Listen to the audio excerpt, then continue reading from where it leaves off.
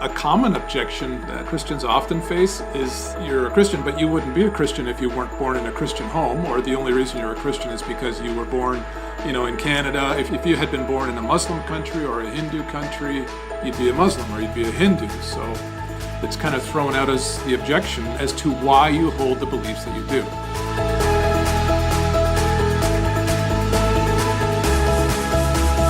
Welcome to another edition of Prepared to Answers podcast. My name is Shawn Walker, and I am joined by Scott Stein.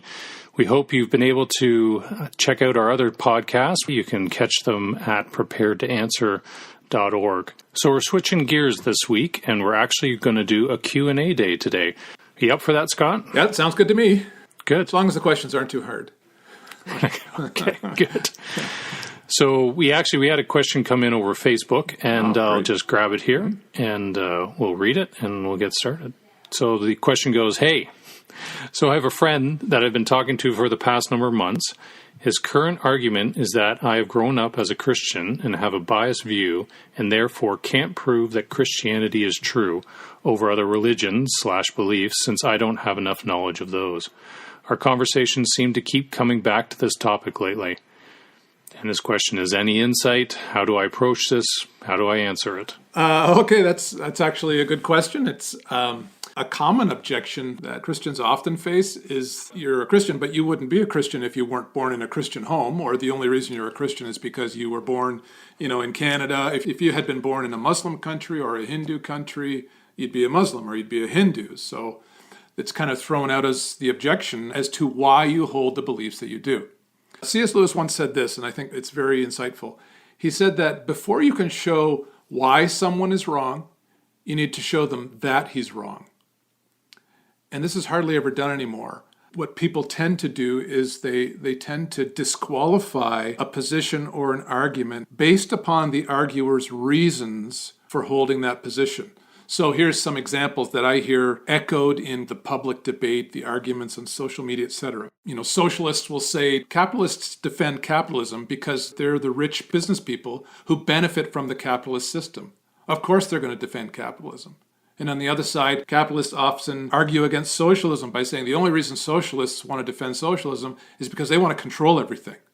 They want everything to be their way. So socialism allows them to decide what's best for everyone so they can just map out things the way they want. Or sometimes people would say something like, well, the reason social conservatives defend traditional marriage is because they all want to maintain patriarchal control over women. Of course they're going to defend traditional marriage. So what's interesting is if you notice in all those kinds of arguments, it's the person's motivations which are being attacked in order to invalidate their position, and not the particular tenets of the position itself. Here's what C.S. Lewis observed. He said that in this kind of argumentation, you're basically assuming that the person's position is wrong from the outset, and what you give in evidence of support is the person's motives for holding their belief or their argument. So in this case, with the person who sent the question in, the person they're talking to is assuming Christianity is false. And instead of evaluating or arguing for or against what Christianity is purporting to be true, right, what the truth claims of Christianity are, they're instead attacking the person's reasons for holding them. In this case, the only reason you believe in Christianity is because you grew up in a Christian home. Okay. Lewis actually coined a term for this line of argumentation. He called it BullVerism. And that's not a technical name. It's not Latin for anything. He actually named it after a fictitious character that he made up named Ezekiel BullVer. And Ezekiel BullVer, as a young lad, discovered this line of argumentation as he was listening to his parents have a discussion or an argument at the kitchen table one day. And his father was trying to convince his mother that in any given triangle, the sum of two sides is always longer than the total of the third. So if you add the two sides of any triangle together, that length will always be longer than the third side. To which his mother replied, oh, the only reason you think that way is because you're a man. Right? So here's what Lewis actually said. He said, the modern method is to assume without discussion that your opponent is wrong, and then distract his attention from this, which is the only real issue, by busily explaining to them how he became so silly in the first place. So I think the first thing that this person should do is just point out the logical error. They're no longer arguing for or against the truthfulness of Christianity. They're arguing that his reasons for believing in Christianity are biased or tainted. So then what would you suggest that they say to this individual? Or do you point them to something? How do you respond? Yeah, well, I think there are three things I would say to that. The first thing I would say is something I say to everyone, to learn how to ask really good questions. Because I think it's important to remember that in cases where we're sharing the gospel, our interest is never in trying to win an argument, it's in trying to win the person. And so asking good questions has a way of penetrating a person's defenses and getting them to start doing the work of questioning their own assumptions. Whereas if we just always come in on the defensive, they're just going to keep coming up with reasons to argue against. And sometimes that's unavoidable, but sometimes one of the best things we can do is just help them start thinking through why it is they hold the position they hold. And so in a case like this, the first question I would ask would be, so you got me, I have grown up in a Christian home. That probably has had a huge influence on why I'm a Christian. But how does that bias make me incapable of knowing whether or not the facts of Christianity are true?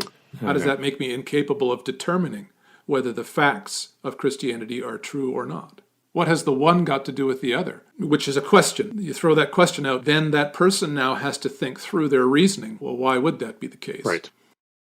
I think the second thing I would ask them or point out to them is the fact that their argument cuts both ways. If I'm incapable of proving that my beliefs are true because of my upbringing, then that must be equally true for them.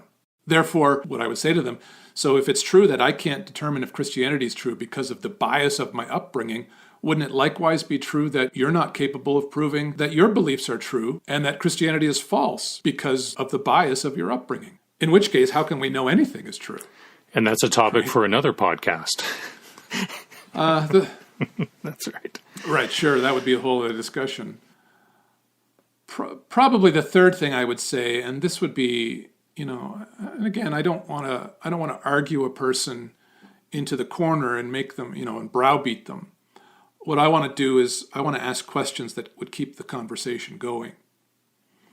And so I think the third thing I would say, or the last thing I would say, would be this, that, it seems like dismissing each other's beliefs on the basis of our upbringing isn't really an intellectually honest way of determining whether our beliefs are in fact true.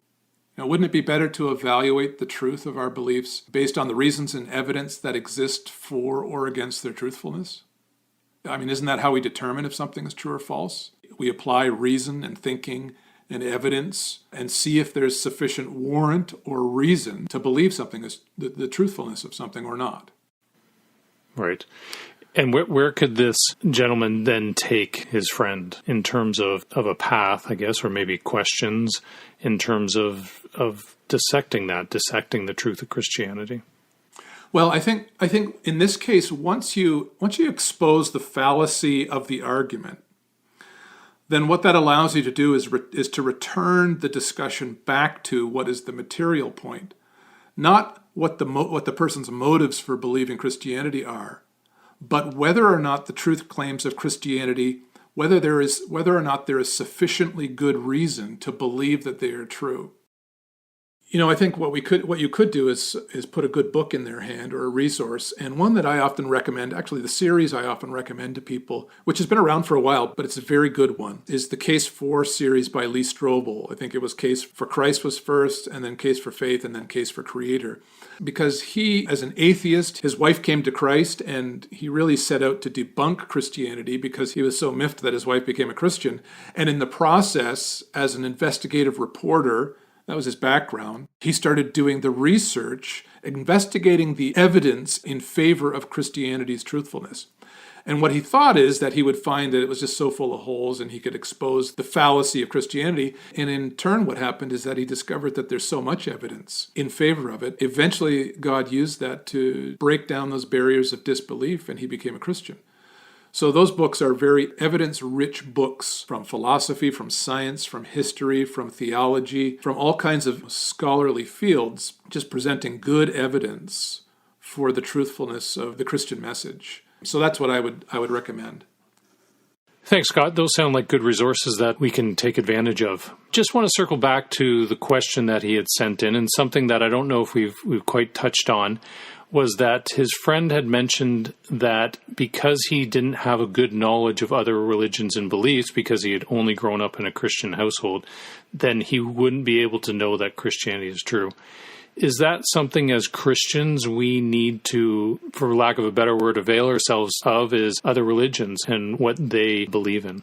Well, yeah, I think that it's always useful to have an understanding of other religions and what other people believe. I think when it comes to witness, we should always make sure that we are first understanding the person we're talking to, so that we're not just talking at them. And that's why, as I mentioned earlier, I think asking good questions is important. Do we have to have a thorough understanding of other religions in order to defend the truthfulness of Christianity?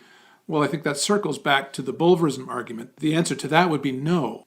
I don't need to understand the full beliefs of every other religion in order to know that Christianity is true, because I'm not comparing Christianity to other religions. What I'm doing is I'm evaluating the truth claims of Christianity on their own merit. What is it that Christianity is claiming? And is there sufficient reason in terms of coherence and comprehension and evidence? Is there sufficient reason to say that they are or are not true? Now, this is, of course, leaving out of the equation the role of the Holy Spirit, because ultimately the way we have certainty of our faith is not by weighing evidence. Those things certainly add to our knowledge and add to our confidence, but ultimately our certainty comes from the ministry of the Holy Spirit. It's the Spirit of God who makes the things of God perceivable or understandable to our fallen minds. And without that enlightening work of the Spirit, we would have no way of understanding. No matter how much evidence was presented before us, we could never know that it was true, not in any kind of saving sense. So I think that's important to remember. But back to the original question, I think he can circle back to the BullVerism argument that my knowledge of or lack of knowledge of other religions has nothing to do with my ability to evaluate the truth claims of Christianity. Right. Thanks, Scott. And what I appreciate about what you've said is asking questions of the person that you're talking to in all situations, because it brings it down to the level of relationship, right? That we want to build a relationship with this person that we're talking to. Absolutely. And asking questions is respectful. And I think that the way that we communicate, the way that we answer, the way that we defend our faith is as important as the things that we say. Right. And through those questions, we gain a knowledge of that person's beliefs. And what better way could you show someone that you cared about them? That's right. Than to understand who they are and why they believe what they believe. Yeah, absolutely. I think we should always keep the long game in mind when we're sharing the gospel with people, that we may well not see them turn their lives to Christ. We might just be one touch point that God brings along in a very long story of how he takes them from unbelief to belief. And so we want to speak truth. We want to leave them with something that the Holy Spirit can use to work on them. And we don't want them to walk away having a negative perception of Christians because of the way that we respond. Right. If people are going to take offense, I want them to take offense at the truth of the gospel, not to take offense at me. Right. Good. Well, thanks, Scott. And it goes without saying that we should be praying for the person that we're witnessing to. Absolutely. Good reminder. And we'll be praying for this individual as he continues to witness, and we encourage him to do that. And we encourage you to send in questions to Scott and I for our Q&A sessions on our podcast. We hope this has been helpful to you. If you have any questions about what Scott has been talking about today, then please send them in. We'd be more than happy to answer. Thanks, Scott. Okay, thank you, Shawn. We'll see you next time.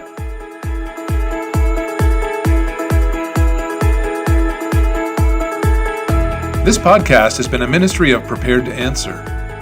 Our mission at Prepared to Answer is to help prepare, equip, and encourage the Church of Jesus Christ to grow in confidence of faith by teaching Christians to think like Jesus. To access more resources to help you begin understanding life and the world around you with the mind of Jesus, visit our website at www.preparedtoanswer.org. Follow us on Facebook and Instagram at Prepared to Answer. Or contact us directly by email at info@preparedtoanswer.org. May the Lord bless and keep you.